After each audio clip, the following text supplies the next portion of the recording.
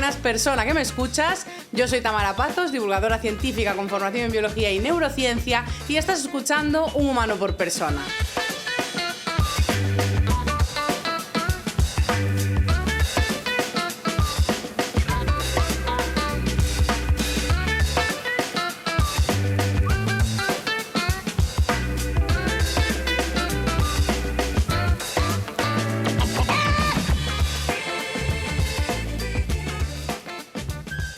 Quiero darte la bienvenida a esta cuarta temporada en abierto de Un humano por persona y quiero darle la bienvenida también a Petit Bambú, escrito Petit Bambú. Es la primera vez que tenemos patrocinio en Un humano por persona, ya que Petit Bambú se ha animado a patrocinar y financiar el contenido que vais a recibir en esta temporada. Vamos a acompañarnos mutuamente y a colaborar en todos los episodios y para mí es una excusa perfecta. ¿Para qué? Para recordar las bondades de la meditación, porque si no lo sabes, Petit Bambú es una aplicación que sirve para que puedas meditar allí en donde estés. De hecho, te vale para cualquier dispositivo. ¿Qué pasa? ¿Por qué me he metido yo en esta colaboración? Porque si sigues mi contenido, tanto en libros, podcast como redes sociales, sabrás que he recomendado infinidad de veces la meditación, y es que lejos de ser una práctica vinculada estrictamente a la espiritualidad, la meditación tiene muchísima evidencia científica con respecto a beneficios para la salud. Va a ayudarnos, y cito, desde en cuestiones para gestión de la ansiedad, regulación y modulación del dolor, control atencional, que esto es muy importante en la vida en la que vivimos rodeados de estímulos digitales que captan nuestra atención, gestionar bajo nuestra propia voluntad la atención va a ser clave. Es algo que vamos a ver muy en profundidad en el episodio de hoy. Pero es que además también vamos a tener beneficios de la meditación relacionados con el sueño, que es uno de los grandes dañados de esta década, por así decirlo, y además también vamos a lograr desconectar del pasado y del futuro para conectarnos al presente, que es algo que nos va a dar muchísimo bienestar. Entonces, en este punto, puedes decir, ¿cómo empiezo? Pues con Petit Bambú es muy sencillo porque antes de nada ya tienes 16 sesiones gratuitas para que tú experimentes y pruebes si esto de la meditación es para ti antes de hacer la suscripción. Entonces yo te animo a descargarte la aplicación y probar esas sesiones gratuitas. Una vez hayas avanzado y quieras seguir aprendiendo esta disciplina y conseguir unos 12-20 minutos al día, que es lo que se ve que tiene gran evidencia científica de darte esos beneficios, te animo a hacer la suscripción y acceder a más de 700 cursos, sesiones de meditación y programas que tienen de meditación dentro de la aplicación. De hecho, este jueves, o sea, hoy mismo que sale el episodio, van a añadir más. Es una aplicación en la que trabajan muchos profesionales de la salud, como pueden ser tanto psicólogos, psiquiatras como expertos en mindfulness para diseñar estas sesiones. Con todo esto, te diré que una vez que estás en la aplicación, puedes trabajar el ámbito de tu vida que más te genere pues urgencia, por así decirlo, o lo que más te apetezca, porque tienen programas de meditación enfocados tanto al sueño como a cuestiones de dolor, de estrés, de ansiedad, cuestiones de compasión, aceptación, incluso temas de trabajo. O sea, una vez te metes ahí ya, tú eliges. Además de muchos sonidos relajantes, que sé que a muchas os gustan. Así que quiero darle la bienvenida a Petit Bambú y animaros a eso, a descargar la aplicación y probar.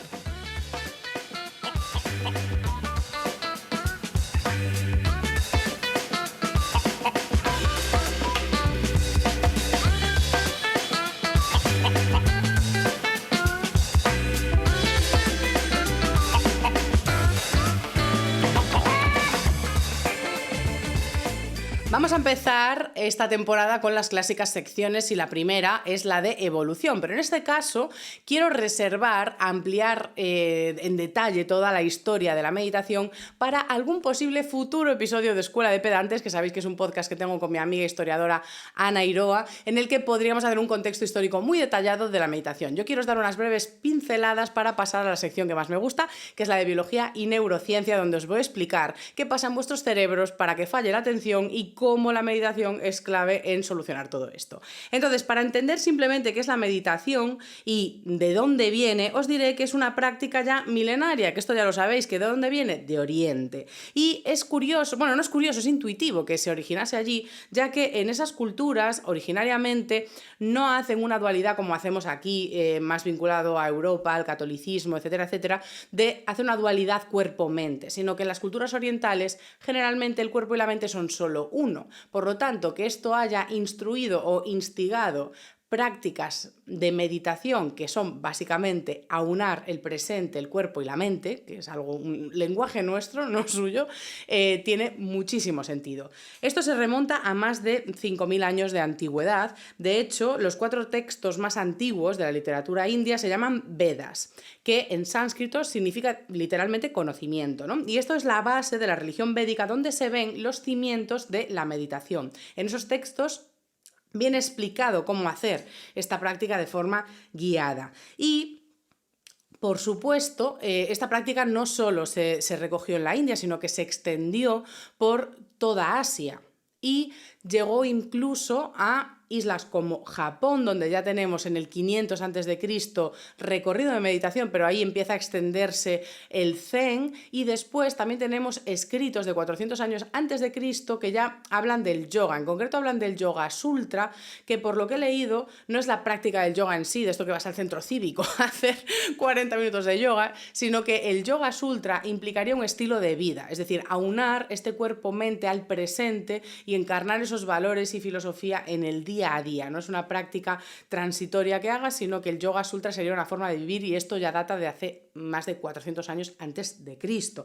Por lo tanto, ¿cuándo llegó aquí todo esto de la meditación? Pues he encontrado que en 1927 llegaron los primeros ecos a Europa gracias a El libro tibetano de los muertos, que me ha despertado muchas ganas de leerlo, porque es un libro que trata sobre, bueno, es una especie de orientación y guía para transicionar de la vida a la muerte, y en el texto hay muchas prácticas que son fundamentos de meditación. Entonces eso se cree que fueron las primeras llegadas de Oriente a Europa a través de este libro. Pero cuando cuaja el asunto es en los 70 en Estados Unidos, cuando se empiezan a hacer ya este tipo de sesiones de centro cívico de atención plena, ¿no? Como que se empieza a extender mucho esta práctica, ya también vinculada al yoga, pero el mindfulness, que llamaríamos. Y desde Estados Unidos ya se extendió a otras áreas del globo en las que no había llegado, y hoy en día pues ya hemos abrazado esto después de pasar esa fase de es una magufada, es para postureo, ¿qué es? O sea, ¿qué es esto de la meditación, no? Porque a mí misma me ha pasado que en el momento que se me recomendó hacerlo yo dije, eso no va conmigo, hasta que vi la evidencia científica, que siempre lo digo así. Así que ahora vamos a pasar a esa sección de biología y neurociencia para que yo te explique a ti por qué tú, que nunca has tenido nada que ver con la meditación ni la espiritualidad ni nada similar, has de acercarte a este mundo y por qué es tan importante para nuestro bienestar. Bueno, si has leído el segundo libro que he escrito, que es este libro Para vivir más o por lo menos mejor, algunas cosas de las que vamos a hablar las conoces, porque hay todo un capítulo, todo un bloque de contenido que se llama Atención, entonces está destinado a entender el sistema atencional y la relevancia de este. Entonces, si lo que voy a contar te interesa y quieres profundizar más, te recomiendo pues comprar el libro y disfrutar de ese capítulo y contarme qué más quieres saber para ampliar contenido en este podcast. Entonces, de momento hoy voy a intentar hacerlo sencillo y no meter demasiada neurociencia para no asustar a nadie, porque la clave está en que entendáis simplemente 4 cosas de cómo funciona vuestra atención y por qué la meditación es tan interesante. La atención puede dividirse en subsistemas, pero sería como aquello que nos permite filtrar la información que llega tanto del exterior como de nuestro cuerpo, integrarla y emitir una respuesta, ¿no? Eso sería el mecanismo, a modo qué está pasando en mi cuerpo, qué está pasando en esta habitación, qué está pasando en mi entorno, y toda esa información se percibe a través de los sentidos y hay que interpretarla. Y eso lo hace el sistema atencional, que en el día pues va orientándose hacia una cosa u otra mientras se van sucediendo pues todas las movidas que tú haces a lo largo de un día, que no son pocas. Entonces, el sistema más básico sería como un sistema de alerta. Es un sistema que no es consciente, tú no te enteras de que está funcionando ni tienes nada que decirle, él opera a su bola, ¿no? Entonces es ese sistema que hagas lo que hagas y de repente hay una explosión, un fuego, alguien te llama, pues desvía tu atención hacia eso porque es más urgente. Entonces ahí no tenemos nada que hacer.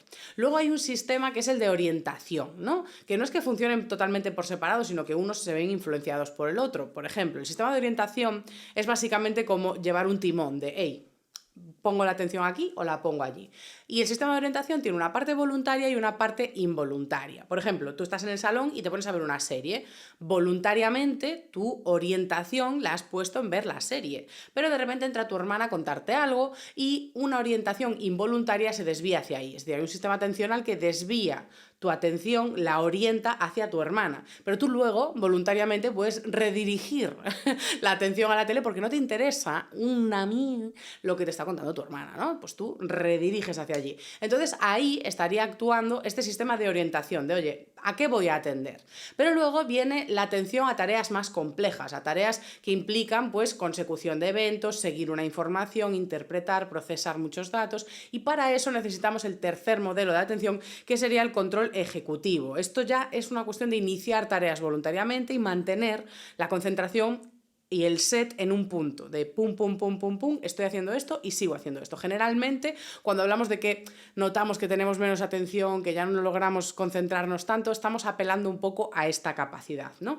Entonces, podríamos decir que esto tiene muchas partes, o sea, dentro del control ejecutivo hay muchas partes del cerebro involucradas, pero para lo que hoy nos atañe, quiero que te quedes, bueno, no te tienes que quedar con nada, o sea, a ti los nombres te dan igual, o sea, me dan igual a mí, no te digo a ti, pero simplemente hay una parte importante, que es un nodo de procesamiento, que ayuda a mantener ese set, que es el cíngulo anterior, ¿no? Entonces, es como una detección de la tarea, mantenerte fijo en la tarea, integra información de sistemas tanto de recompensa como de riesgo y beneficio, es un nodo de procesamiento muy importante para valorar la información y avisa de errores, es decir, no es lo que detecta el error en sí, pero sí que detecta incoherencias. Y una vez que detecta algo que no le casa, a modo, esta información a mí no me, manda esa información a centros superiores a que evalúen ellos. A modo, mira, yo aquí he encontrado un error en esta tarea, o sea, estoy concentrado, la estoy haciendo, pero hay una información que he recibido que no me cuadra, por favor, evaluemos. Y después le reenvían y ella dice, pues sí, ahora ya me cuadra, venga, ya está, tira. Entonces, dentro de esa parte, de esa corteza cingulada anterior, en la parte más frontal, hay una parte que procesa el conflicto, es decir, una parte que es la que dice, aquí hay algo que no cuadra, y hay otra que da respuesta. Y la respuesta es la parte más importante. ¿Por qué? Porque nosotros en el día a día, estos conflictos que estoy hablando, estas cosas, esta información que no cuadra, no es inocua en el cuerpo. Cuando estamos constantemente enfrentando conflictos, enfrentando información que no cuadra, con problemas, muchas veces el cerebro lo va a interpretar como un peligro, un problema, ¿vale? Porque tiende a simplificar la información. Entonces, aunque tú tengas un problema muy complejo delante, el cerebro lo puede interpretar como que su vida está en peligro, por ejemplo. ¿Por qué? Porque si constantemente estamos teniendo, pues que llego tarde, voy con prisa, tengo un problema porque he leído una noticia que enfrenta mis valores, o estoy discutiendo con una persona que enfrenta lo que yo creo o que me estoy sintiendo atacado. Todas esas cosas se están recibiendo como contradicciones, como fallas en la información, errores constantes, y dependiendo de cómo respondan esos centros superiores, esa parte de detección de problemas puede dar una respuesta de calma o una respuesta de no calma. Es decir, si yo llego tarde o tengo una preocupación que no logro acallar, una vez que llega la resolución del problema, no está resuelto, entonces esa corteza cingulada va a decir, hay un problema. Y aquí hay un gran conflicto porque ese giro cingulado está muy involucrado, muy pegado, muy estrechamente ligado a la amígdala, que es una estructura vinculada con las emociones. Y no las emociones como algo etéreo así, ¿no? Algo abstracto, sino las emociones como algo fisiológico. Es decir, una emoción que en el momento que la amígdala se le avisa de hay un problema, hay un peligro, amiga, ella va a mandar señal de que hay un problema, que hay un peligro. ¿Y qué va a hacer el cuerpo? Segregar cortisol y adrenalina, secretar hormonas vinculadas al estrés que van a poner el cuerpo a tope, van a poner la sangre a circular, llenan los músculos de sangre por si hay que salir corriendo, en fin, que hace una situación que a nivel metabólico y cardiovascular es muy perjudicial, además de ser proinflamatorio, que trae problemas de funcionamiento de los órganos a largo plazo. Es por esto que no nos interesa tener estrés sostenido en el cuerpo, porque eso son hormonas haciendo un mal funcionamiento del resto de órganos, ¿no?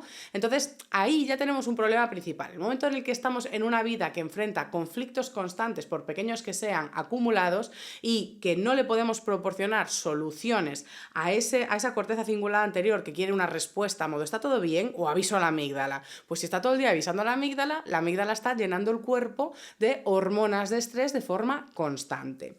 Y hasta ahí dirías tú, bueno, vale, ¿y si le digo que todo está bien? pues ahí sí que pararíamos el asunto. Es decir, si yo estoy resolviendo un problema o creo que voy a llegar tarde y de repente digo yo, no, puedo ir en este bus que pasa antes, pues ya le he dado una información a ese giro anterior y va a decir, bueno, pues no pasa nada, está todo controlado. O si tengo un conflicto con alguien que lo resuelvo o digo, mira, hoy no puedo hablar con esta persona, lo voy a hablar mañana y seguro que lo resuelvo, vale, pues mi giro tiene una respuesta y dice, bueno, pues no pasa nada, ¿no? Pero eso sería un escenario ideal en el que yo sabría, ¿no? Tendría herramientas para calmar esos problemas y darle una solución. En el caso de que no, y de que yo siga mandando esas hormonas al cuerpo, lo que pasa es lo que he denominado también en el libro como las puertas giratorias del estrés. Y es que, claro, tú tienes la sangre del cuerpo llena de hormonas de estrés, ¿no? Que van a los órganos, etcétera, etcétera. Pero claro, el cerebro también recibe sangre del cuerpo, va circulando. Entonces, una vez que esa sangre vuelve a pasar por el cerebro, está cargada de hormonas de estrés. Y tú puede que estés en un momento en el que no tienes ningún problema delante, simplemente estás en cama y quieres dormir. Pero tu cerebro se ha llenado de hormonas de estrés y dices, espera un momento, aquí hay un problema. Y aunque no lo encuentre, lo busca. Y esta sería la base de los pensamientos intrusivos, de los pensamientos rumiantes, que están muy asociados al estrés. Precisamente, ¿por qué? Porque esa nube de hormonas de estrés llegando al cerebro le da un mensaje de que hay un problema y si no lo encuentra, piensan qué problemas puedes tener. Y por eso va al pasado o al futuro a buscar preocupaciones o problemas anteriores para darle explicación a esas hormonas que hay ahí. Y eso hace que te atrapes en pensamientos que aún encima, ¿qué hacen? Por eso le llamo puertas giratorias. Generan más estrés. Es decir, tú en ese momento no tenías ningún problema, has pensado en problemas pasados y futuros y le has vuelto a decir a la amígdala, aquí hay conflicto, conflicto, conflicto, y la amígdala ha mandado todo eso al cuerpo de vuelta. Entonces, volvemos a las mismas. Muchas hormonas de estrés en el cuerpo que la siguiente noche volverán a tu cabeza a decir, hey, ¿qué tal? ¿Querías dormir? Pues no, no vas a dormir. En este caso, os diré que esto de la corteza cingulada, aunque parezca que es una parte del cerebro que está diseñada para el mal, para darnos ansiedad, estrés y todo esto, es una parte imprescindible en que en el día a día funcionemos, resolvamos tareas y solucionemos problemas. De hecho, se cree que es muy importante en nuestra inteligencia como especie y, de hecho, proporcionalmente es la parte del cerebro que más ha crecido en la evolución. Por lo tanto, claramente es una estructura muy importante y a la que tenemos que prestar especial atención, pero lo que tenemos que hacer es ponerla de nuestro lado, que trabaje para nosotros ese giro cingulado, ¿no? Entonces, ¿dónde aparece aquí el tema de hoy?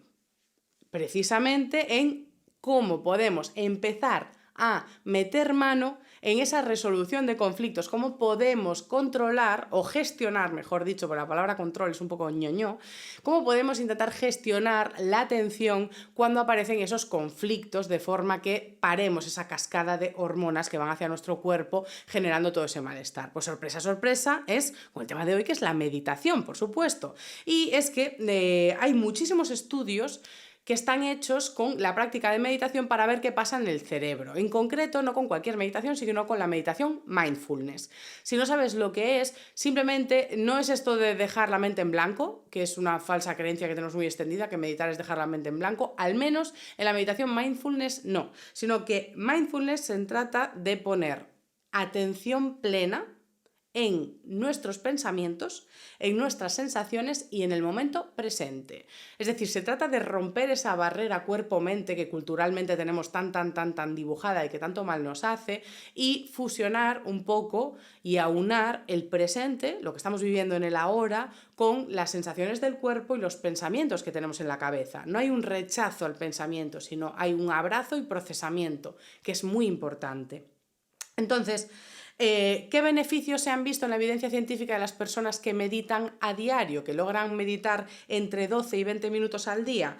Pues han logrado mejoras a nivel atencional, han logrado mejoras en la regulación de las emociones, con bajos niveles de estrés y baja presión arterial. También se logra modular la percepción del dolor. De esto tengo un episodio en la primera temporada que está en Podimo, pero me gustaría rescatarlo más adelante para hablar más en profundidad del dolor, de los analgésicos, de nuevas terapias que se hacen como con CBD y cosas así, que bueno, quiero profundizar más porque es un tema muy interesante y la meditación tiene mucha evidencia científica de trabajar en la modulación de la percepción consciente del dolor, o sea que es un tema súper interesante. Luego también participa en una mejor percepción del estado de ánimo, pero claro, esto no me extraña, es decir, si estás bajando los niveles de estrés, si estás aprendiendo a gestionar estos pensamientos y la atención, pues claro que vas a tener un ánimo más elevado. grabado, o sea que esto es maravilloso e intuitivo también. Pero es que además la meditación se ha vinculado con la memoria, con estimular la memoria, mejorar la memoria de trabajo y ese control ejecutivo en las tareas del día a día. Es decir, simplemente se ven beneficios de que tú puedas ser dueño de tu atención, que esto no es algo a menospreciar. Las personas que tienen una atención más plena son menos vulnerables, por ejemplo, a cuestiones como compras impulsivas en Internet o compras impulsivas en cualquier establecimiento, siendo agresivamente atacados por publicidad, ¿no? Que está diseñada precisamente para que bajes la guardia. Pues cuanto más estamos en control de nuestro sistema atencional, somos un poco más libres a la hora de decidir dónde invertimos nuestro tiempo, cuánto tiempo pasamos en plataformas digitales o qué artículos vamos a comprar. Entonces, ahora que ya te he vendido el oro, voy a explicarte qué pasa en el cerebro con todo esto. Lo importante que hay que entender en el cerebro es que una vez que usamos una parte del cerebro, lo estamos entrenando como quien entrena a un músculo. Y a esto le vamos a llamar neuroplasticidad, es decir, la capacidad que tiene el cerebro de ser plástica, de cambiar, de moldear, según el uso. Por lo tanto, nosotros en el día a día, cuando vamos en automático, aunque pensemos que no estamos haciendo nada voluntariamente, estamos entrenando partes del cerebro. Simplemente estamos entrenando las partes que van en automático. Las partes que automáticamente, cuando hay un problema, se van a la ansiedad, se van al pasado, se van al futuro, se van a una gestión de regulación que puede ser pues, la comida, las compras, la fiesta, el alcohol. Es decir, cuando vamos en automático no es que no estemos haciendo nada, es que estamos reforzando estructuras del cerebro que nos hacen hacer eso. Por lo tanto, cuando día a día reservamos espacio para la meditación, estamos entrenando el cerebro en hacer esas rutas más conscientes. Y esto es muy importante. ¿Por qué? Porque vamos a aumentar la densidad y fortalecer estructuras del cerebro mientras se debilitan las otras. Si yo recurro frecuentemente a las que yo quiero fortalecer, debilito las que no quiero utilizar tanto, que es lo más interesante. Entonces, lo que se ha visto es que se ha encontrado una mejor conectividad entre el cerebro en las personas que practican meditación. Muchos de estos hallazgos son en personas tipo budistas que llevan muchos años meditando muy pro. Pero también hay estudios de personas que llevan igual pues 5 años meditando, eso, 10-20 minutos al día y ya se ven cambios significativos en estructuras del cerebro. Entonces, además de tener esa mayor conectividad, también se ha visto en estas personas, sobre todo expertos en meditación, que su córtex, de hecho tengo aquí el cerebrito, no sé si veis en Brainsong, toda la corteza, estoy hablando para los que tienen cámara en YouTube, pero si no, te puedes imaginar la típica imagen de cerebro que tiene como muchas circunvoluciones, como montañitas arriba y abajo, ¿no? Pues lo que se ha visto en las personas que meditan mucho es como si hubiese más profundidad en esas hendiduras y por lo tanto más superficie en el córtex prefrontal y por lo tanto unas funciones aumentadas en cuanto a pensamiento abstracto e introspección que se asocian a esas áreas. O sea que esto ya es como bastante pro, ¿no? Dentro del mundo de meditación. Pero otro de los hallazgos interesantes que creo que ataca una de las grandes preocupaciones que tenemos en esta generación es de cara a la prevención en trastornos neurodegenerativos. Es decir, nos preocupa mucho cómo vamos a envejecer, cada vez vivimos más, pero tenemos miedo a vivir con olvido, tenemos miedo a vivir con enfermedades que afectan a la memoria y a la identidad. Y en concreto, la meditación ha demostrado tener la capacidad de engrosar en densidad y en número de neuronas el hipocampo. Es una estructura del cerebro involucrada en la memoria, en recaudar información del cerebro y esa estructura es una de las primeras que van a dar síntomas cuando aparecen enfermedades neurodegenerativas como demencia, Alzheimer. Entonces, ¿qué es lo interesante de engrosar esas partes del cerebro? Pues que una vez que ataque la enfermedad tiene que atacar a muchísimas más neuronas y por lo tanto le es muchísimo más difícil hacer un daño y unos síntomas por lo menos tempranos, pero hay muchas personas en las que esa práctica podría incluso retrasar los síntomas años. Y esto también se ha visto con el deporte. Practicar entre 30 a 45 minutos de actividad física al día continuada, es decir, darte un paseo o ir a una clase de baile de 40 minutos, de 1 hora, esas prácticas de ejercicio continuadas, que tienen que ver un ejercicio cardiovascular mezclado con algo de resistencia, etcétera, tienen un gran efecto sobre el cerebro, no solo a nivel atencional, estado anímico y 1000 beneficios que he hablado muchas veces, sino que ese engrosamiento del hipocampo es una gran prevención a la hora de enfrentar enfermedades en el futuro. Pero en el presente también va a estimular, como os decía, la memoria de trabajo o también el procesamiento de datos y la memoria en sí en el día a día. O sea que esto es interesantísimo. ¿Qué más? Pues es que tampoco hay mucho más, es decir, realmente creo que todos los beneficios que acabo de expresar a través de la meditación son más que suficientes, pero para tener un plus extra que tengo aquí anotado hacia el final,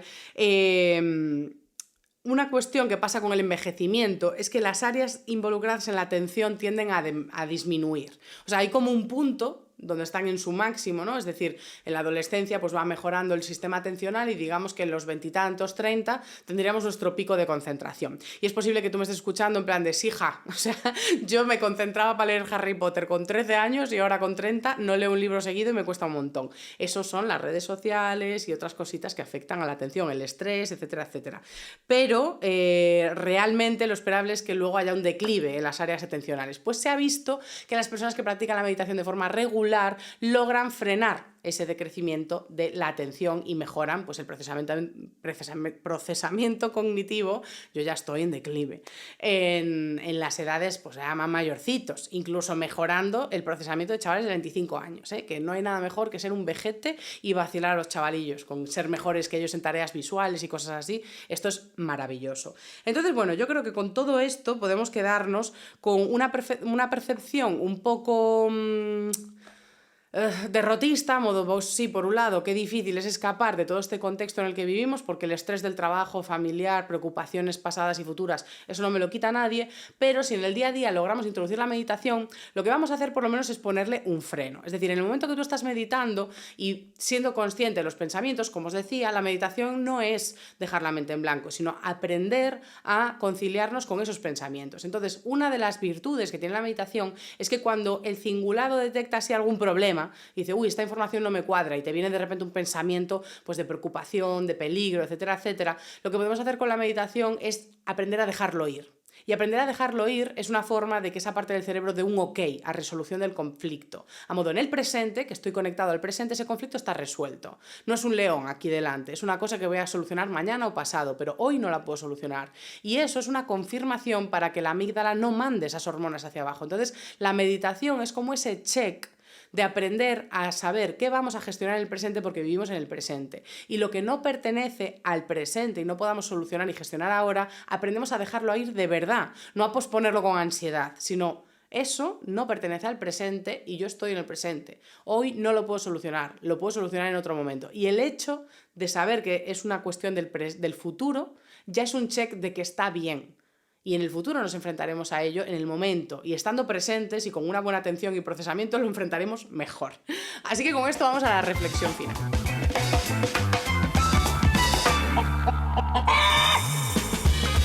La reflexión final también va a ser una cuestión muy breve, porque simplemente es, mientras escribía todo este guión, mientras estaba leyendo unos libros que he leído en verano sobre la atención, etcétera, etcétera, no paraba de pensar en el grueso de evidencia científica que tenemos con todo esto y en lo poco institucionalizado que está. Es decir, cuenta con un peso mucho más grande que muchas de las recomendaciones que se nos dan en centros de salud. Sin embargo, no está ahí, es decir, no vemos tampoco cómo sea parte de la enseñanza pública. Es decir, cuando adquirimos un conocimiento científico sobre una materia en profundidad, como está siendo este caso de la meditación, se considera que es un derecho del ciudadano tener acceso a ese conocimiento y a esos beneficios. Por lo tanto, a mí me parece que es hora de empezar a meter en los colegios y en las escuelas la práctica de la meditación en el día a día, es decir, algún espacio de lo que tiene la evidencia, 10, 15 minutos, 20 minutos de que los chavales empiecen a aprender a meditar, simplemente encontrar ese espacio de estar presentes y en el día a día aprender a gestionar esos pensamientos vinculados a las emociones para darles ese regalo que es un tesoro, porque se están criando en un escenario de velocidad, de redes sociales, de competencia por nuestra atención a nivel feroz con el neuromarketing, etcétera. Entonces, lo mejor que le podemos dar a nivel generacional a futuras generaciones, a nuestros hijos, etcétera, es educación en mindfulness. O sea que yo de verdad que no lo digo como algo moderno, ni de postureo, ni ahora los niños en el colegio tienen mindfulness. Pues sí, y gracias a Dios, gracias a la ciencia y a culturas religiosas que sí que nos han traído la meditación y la han cuidado durante milenios para que llegue a hoy con todos los beneficios que trae. Entonces, en este sentido, yo solo quiero lanzar la reflexión al aire porque sé que me escuchan muchas personas que trabajan en salud y en educación y que poco a poco podemos ir metiendo pues estas pullitas de, oye, ¿por qué nos recomendamos meditar a una persona que llega a la consulta con ansiedad, con insomnio y otros problemas en los que sí que ha sí que ha demostrado tener gran capacidad de gestión la meditación, además de otras prácticas, además de otros abordajes, pero la meditación debería estar. Y por supuesto intentar hacerla accesible para que la gente se anime a probarla. De hecho, en muchos centros cívicos ya cuentan con actividades de yoga y meditación en las que te puedes apuntar y el precio es súper módico. Y en esta línea de reflexión quiero subrayar que yo ya estoy libre de mi compromiso con Petit Bambú, en el que son esos minutos iniciales, ¿no? En el que yo os hablo de la aplicación y de las bondades de la meditación, etcétera, etcétera. Pero ahora esto ya es recomendación personal. En caso de que estéis dudando si invertir dinero o no en una aplicación de meditación, yo os diría primero que lo probéis. Tenéis días gratuitos, en este caso la aplicación de Petit Bambú, si no podéis mirar en plataformas que os den acceso y de verdad, probad la meditación. Empezad por intensidades muy cortas, o sea, meditaciones muy pequeñitas, 0 minutos, 5 minutos, 10 minutos, ¿sabes? Muy poquito, ir creciendo para poco a poco ir alcanzando pues tolerancia, porque al principio es muy frustrante, ¿vale? Al principio es muy, muy, muy frustrante empezar a meditar. Y una vez que ya tenéis adquirida la disciplina, la práctica y lo vais masterizando un poco, yo sí que os animaría, pues eso, a intentar que sea algo diario. Y si es una aplicación móvil lo que os va a ayudar, la inversión no es tan grande. Normalmente las aplicaciones, en concreto Petit Bambú, están unos 60 euros al año, son unos 5 euros al mes y muchas veces si tenemos acceso a hacer esa inversión es interesante hacerla por los muchos beneficios que vamos a tener en la salud vinculados a esa práctica diaria. Y si no, como digo, pues con amigas, en un centro cívico, en algún espacio en el que podáis tener esta práctica de forma asidua y practicarla también luego a diario en casa. ¿Qué pasa? Que a mí personalmente, por eso digo que es una parte personal, lo de tenerlo en el móvil me parece muy cómodo. O sea, en el mundo de aplicaciones móviles para la salud, que las detesto todas, o sea, contar pasos, contar calorías, todo eso me parece horrible, pues realmente la parte de usar el móvil para algo verdaderamente saludable, como es la meditación, pues claro, sí que es de las pocas aplicaciones móviles que puedo decir que cuentan con un poco de respaldo de cara a la salud.